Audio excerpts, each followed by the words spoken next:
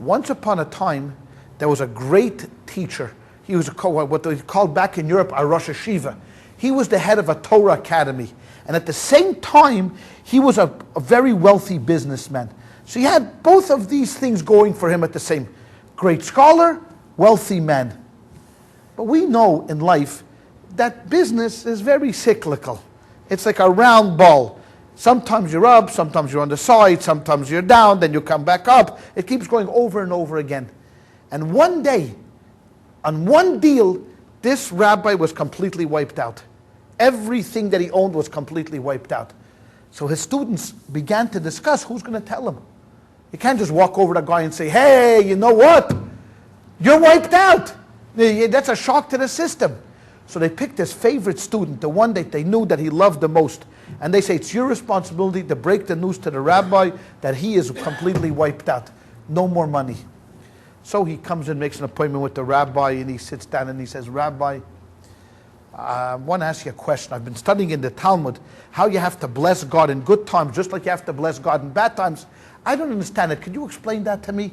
So the teacher begins to explain to him, he's a young man, you have to understand that since God is benevolent, nothing bad really happens to you. It's only a figment of your imagination. Everything God does to you is good.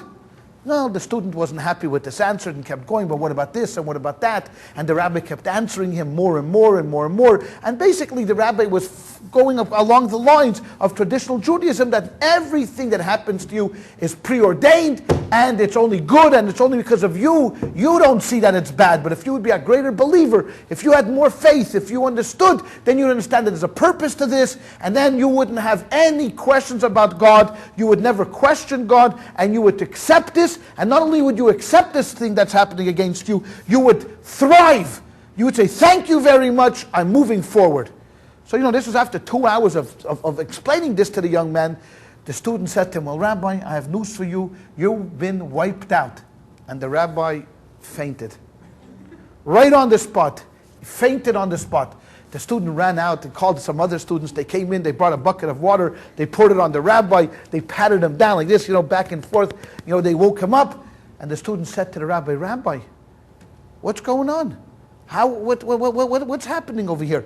For 2 hours, you told me that everything that happens to you is benevolent and good, and it's only a figment of your imagination, and you have to have faith. He said, young man, I was talking about somebody else. But when it happens to you, it's a different story. Of course, that